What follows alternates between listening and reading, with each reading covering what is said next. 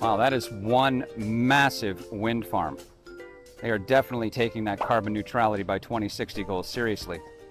I've seen wind turbines before, but the blades on these look absolutely massive. The longer I am, the more wind I can capture. Each one of my blades can reach up to over 90 meters long. I'm perfectly balanced and can resist extreme winds for years. Do you know how I'm able to do this? No, how? I'm made of a very special composite material called polyurethane. I've heard of polyurethane, but I always thought it was a kind of foam. It looks like I'm gonna have to talk to some experts. And I know just where to go.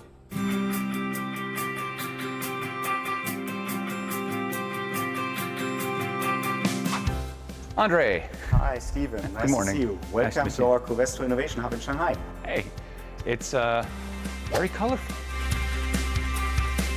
And here we got pellets. There's pellets, yeah, because most of the plastic starts with a pellet, all the different kind of materials. If you want to know for what we use it, you can just put it here in the middle. It's very durable. Yeah. It's hard as a rock. All right, so this. So, as you can see, this one is used for the wind blades. And if you see this kind of material, you would never associate it with a wind blade, and that is what most people would not do, and use the special properties of our polyurethane to put it into the wind blades.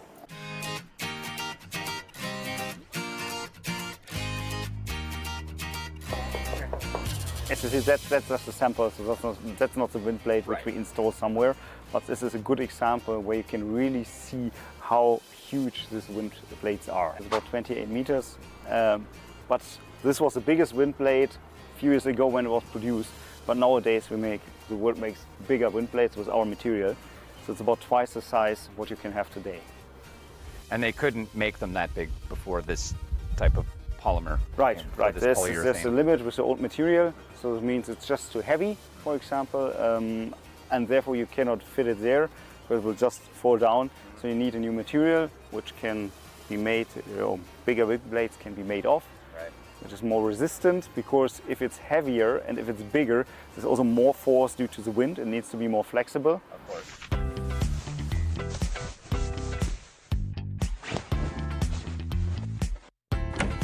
Okay, this is, oh wow. This is structure of the wind blade. Okay, wow. Feels like a stone tile a little bit to the touch, but it's a lot lighter, a lot thinner, and I don't think I could break it even if I tried.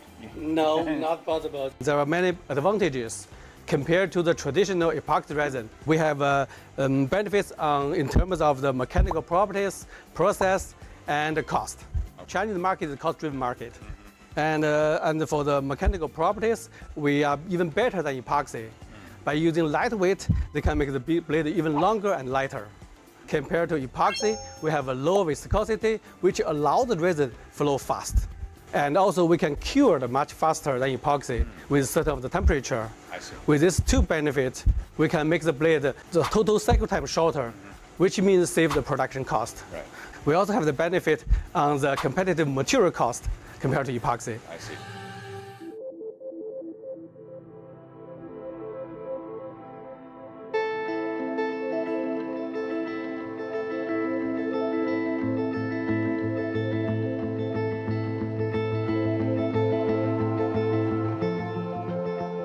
So why Shanghai? Also at this time Shanghai was a big city, so it was somehow one of the economic hearts of China. Yeah. So also a lot of production already here.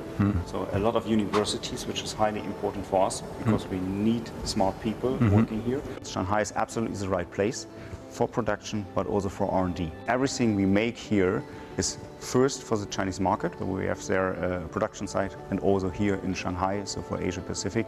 So, and we normally say we innovate here in China, but for the world. And nowadays, I have to say, the talents in China can absolutely compete with the talents in all other places in the world.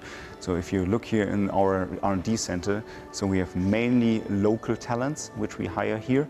Most of the people we get here are from local universities.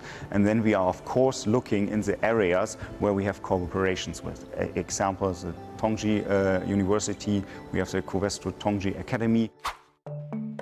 Innovation is obviously very important for Covestro, and one of the best places to find innovative minds is among grad students. So I decided to take a trip over to Tongji University. They've been collaborating with Covestro in one form or another for over a decade. Through this collaboration, our students actually know more about the actual running of the industries. The students know what are the implications of their research here in the university for the actual world. Originally, our professors may just focus on the basic research. They don't mind much about how these research findings can be used in the real industries, right? But now, when we pair the faculty members with the conventional research scientists or product development specialists, now our research becomes more targeted. We would like to see these research projects coming from real industrial world. We take advantage of our own strengths to do research on this, and then these research findings will be transferred to the company to produce market effects.